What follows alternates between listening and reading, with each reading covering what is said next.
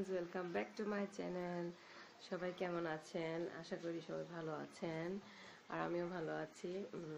আসলে আজকে সকাল থেকে ব্লগটা স্টার্ট করব।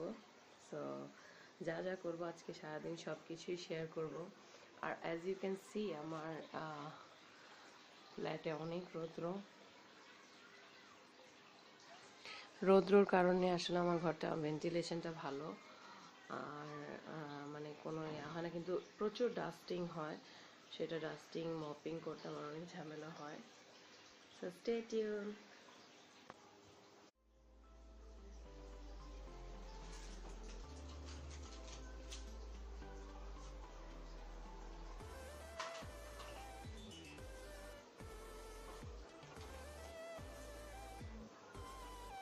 আর যেহেতু আমার ছোট ছোট বেবি, দেখো সোফা সেট কি কিউট না, চুলা, আর ওদের খেলনা টেলনা সব বিছানা করে থাকে, এগুলো আমার ক্লিন করতে হয়।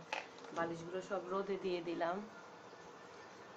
শোনা যাচ্ছে নাকি আই ডোন্ট নো। সকালবেলা এই টাইমটা আমার অনেক কাজ থাকে। থাকো আমার সাথে।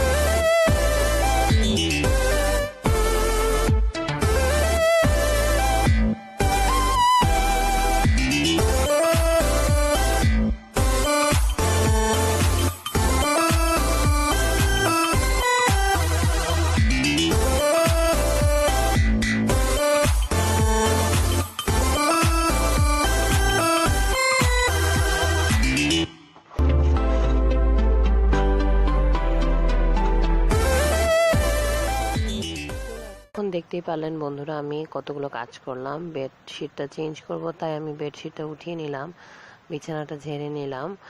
আর আমার ছেলে মেয়ে খেলনা নিয়ে এদিক ওদিক ছুটোছুটি করে আর খেলা করে, তাই খেলনাগুলো আমি অর্গানাইজ করে নিচ্ছি, একটা ব্যাগে ভরে নিচ্ছি।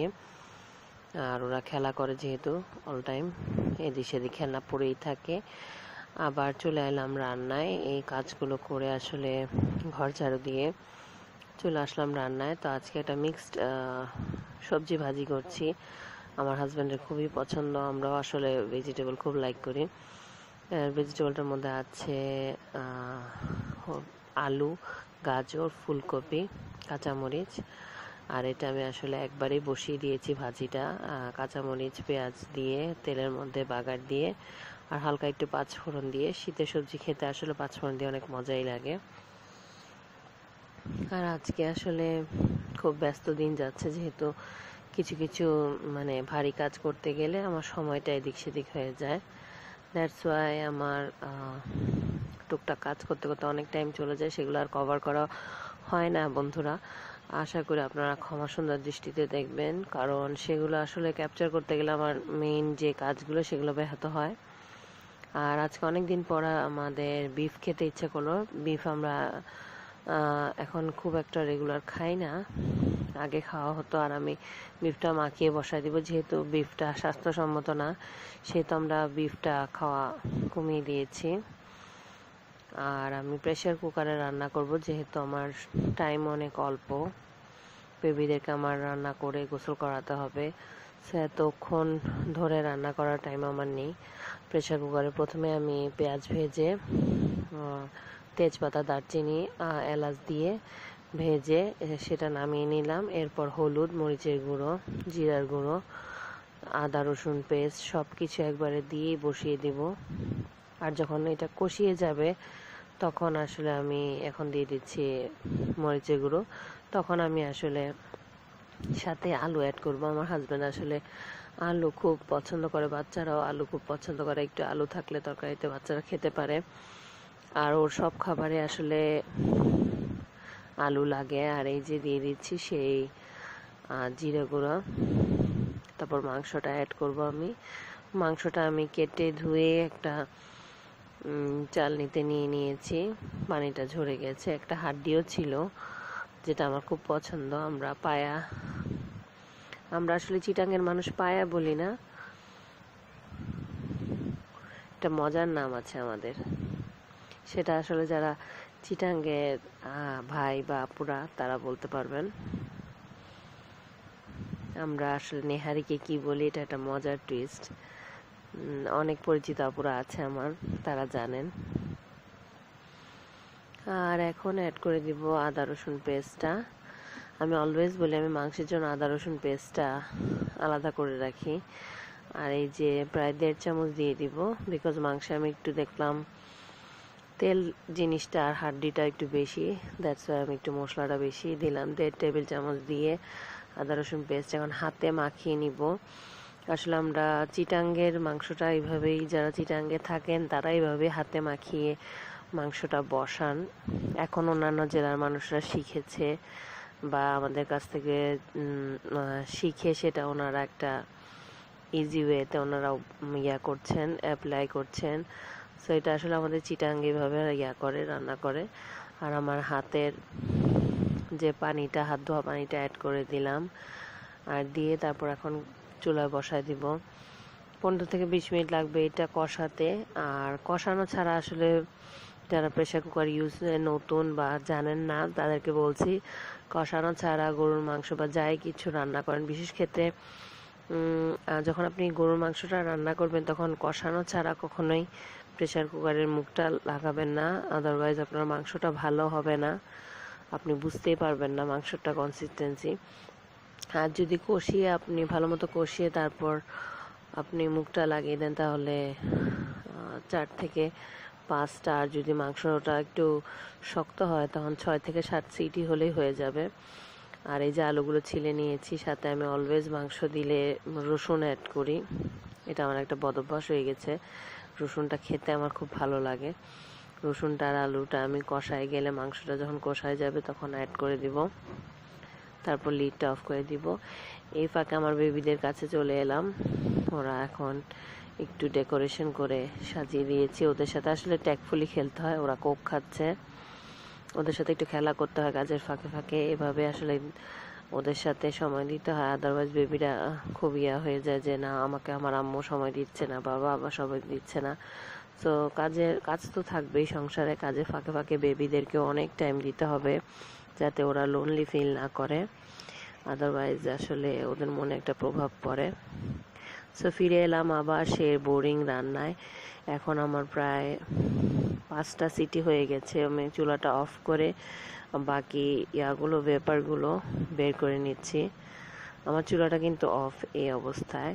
তারপর আমি প্রায় 15 থেকে 20 মিনিট পর এটা অন করে লিডটা আবার চুলায় দিব যাতে ঝোলটা শুকিয়ে যায়।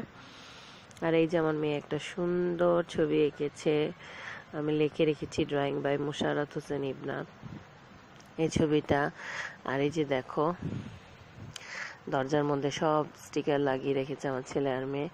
এই ছবিটা আসলে আমি একটা ভালো art paper, colour art paper দিয়ে এটাকে পেস্টিং করে সুন্দর করে এটাকে একটা বর্ডার তৈরি করেছি। এই ছবিটা আমি বাঁধাবো চিন্তা ভাবনা করছি।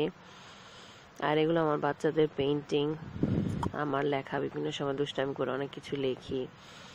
আমার মেয়ে বেলুন এঁকেছে, আমি ওদেরকে বেলুন, হার্ট শেপ বেলুন, অনেক ধরনের বেলুন। আর এই সাইডে ডান সাইডে দেখো একটা ছোট্ট বিড়াল, অনেক কিউট। আর আমি এখানে LRB লাভ রাইন্স ব্লাইন্ড এই কথাটা রেখে রেখেছি, যখন আয়ুব বাচ্চু মারা গেলেন শুনলাম তখন লিখে রাখলাম। আর এই টেবিলটা আসলে আমি আমার বেবিদের ডাইপার, টিস্যু, টয়লেট্রিজ এসব জিনিস রাখার জন্য ইউজ করি। সো ভাবলাম যে এই টেবিলটা খালি আছে, এখানে সাজিয়ে রাখি, সুন্দর লাগবে। আর আমার মেয়ে যখন এটা দেখবে যে ওর আম্মু সারপ্রাইজ সাজিয়ে রেখেছে, খুব খুশি হবে। আর এই বাস্কেটটার মধ্যে আছে ওদের কিছু সক্স, ছোটকালের আমার মেয়ের, ছেলের, আর এখন যেগুলো উইন্টার সিজনে পরাচ্ছি সেগুলো এখানে অর্গানাইজ করে রাখা। এই ইয়াটা আমার অনেক আগে একটা মেলা থেকে কিনা।